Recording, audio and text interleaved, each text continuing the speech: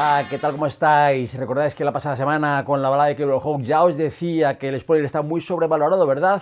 Bueno, pues atención, spoiler, porque hoy la voy a liar parda, voy a desmontar la teoría del spoiler, así que, como ya os he dicho, como voy a acabar esta entrega, ¿para qué ver la verdad? Bueno,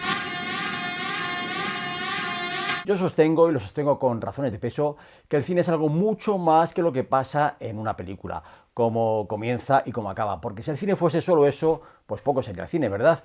El cine, como cualquier otro arte narrativo, lo importante no es lo que se cuenta, sino cómo se cuenta. De igual manera que, creedme, importa poco cómo acabe la película.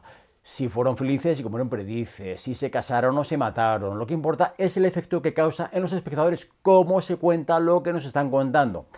Yo confieso que a mí nunca me ha importado que me destripasen una película. De hecho, he de confesar que durante toda mi vida siempre me he leído el final de los libros antes de comenzar a leerlos, y eso no ha hecho que nunca los haya dejado de disfrutar un ápice. Pensar que el cine es no saber cómo acaba una película antes de empezar a verla es pensar que el cine es muy poco, ya lo he dicho. Y el cine, como ya he dicho, por suerte, es mucho más que eso. Y si no, a ver, ¿cómo os explicáis que podamos ver dos o más veces una película que ya hemos visto anteriormente? Si ya sabéis cómo acaba, entonces, según esa teoría, ¿para qué verla?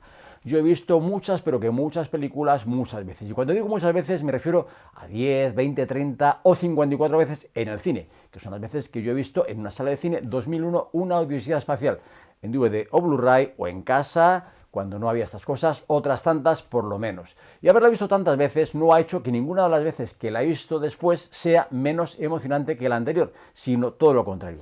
Cuando veo, por ejemplo, por enésima vez Centauros del Desierto, Historias de Filadelfia, Cuentos de Tokio, Luces de la Ciudad, Amanecer, Las Noches de Cabiria, por solo decir algunos títulos de aquí y de allá, no solo no significa nada saber lo que va a suceder a continuación, sino que prestas atención a pequeños detalles que hacen esas películas más grandes aún. Bueno, además de todo esto, os diré que se han hecho sesudos estudios en universidades de todo el mundo sobre esto del spoiler, y la conclusión clara es que la gente que sabía los detalles de las películas que iban a ver, o sea, a quienes se les hacía spoiler, disfrutaban más de la película y apreciaban cosas de la película que quienes no sabían nada ni se daban cuenta. Y ahora viene la prueba del algodón, mi película sarnosa de esta semana, cuyo título es el más grande spoiler jamás contado. Y sin embargo, eso no nos impide ver la película por vez primera, segunda o tercera y constatar que es una absoluta obra maestra. A lo mejor ya lo habéis adivinado.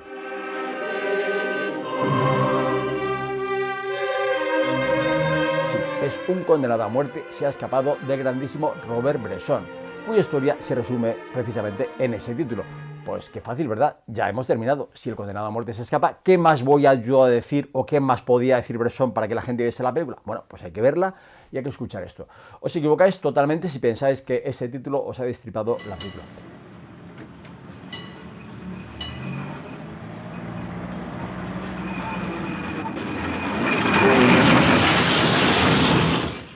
Bueno, no es que yo sea tan listo, pero solamente hay que decir que Un condenado a muerte se ha escapado constata en cada plano de su metraje todo lo que ya os he dicho, salvo que con hechos y no con palabrería de charlatán cinéfilo, enteradillo.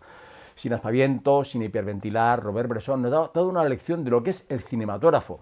Y si empleo esta palabra es porque él mismo, Bresson, la empleaba. Recordad su imprescindible libro Notas sobre el cinematógrafo, en el que nos daba toda una lección de cine con sus aforismos. Y si algo aprendí yo de Robert Bresson es que efectivamente una cosa es el cine con mayúsculas y otra las películas, que están muy bien. Las dos cosas se ven en una pantalla, son parecidas pero no son lo mismo.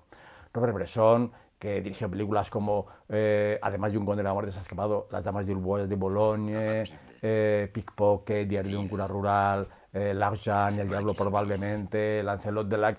Bueno, sin Pickpocket no existiría, por ejemplo, Taxi Driver de Martin Scorsese, ¿verdad? Seguramente por inspiración de ese admirador suyo que era Paul Schrader, el guionista.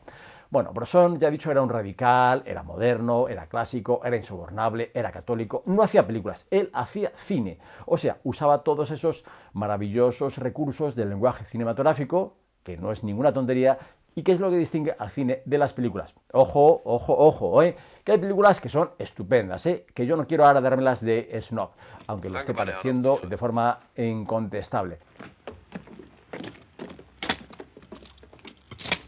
Ya para ir concretando, la historia de Un condenado a muerte se ha escapado se cuenta precisamente en el título, y no hay mucho más que contar, y esa es la constatación de que el cine es mucho más que lo que se cuenta. como ya he dicho antes, en el cine lo importante no es lo que se cuenta, sino cómo se cuenta. Esto lo repetiré miles y miles de veces.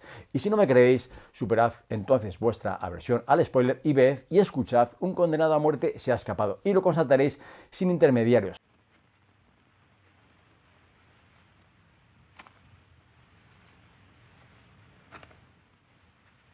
Cette corde destinée à être lancée du premier mur d'enceinte sur le mur extérieur devait être souple et homogène. Le fil de fer n'eut pas convenu. Hasta aquí podíamos llegar. This is the end, que dirían los Doors, pero antes os voy a hacer otro spoiler. En Romeo y Julieta, los amantes de Verona mueren al final. Y eso va a impedir que no leáis la obra de Shakespeare o que os privéis del placer de ver esa obra en el teatro. Pues haríais muy mal, porque como ya he dicho antes, en estas cosas, y al contrario de lo que decía con Sorna Nora Ephron, lo que importa no es el final. Les graviers crissaient sous nos pas, nous dûmes nous arrêter.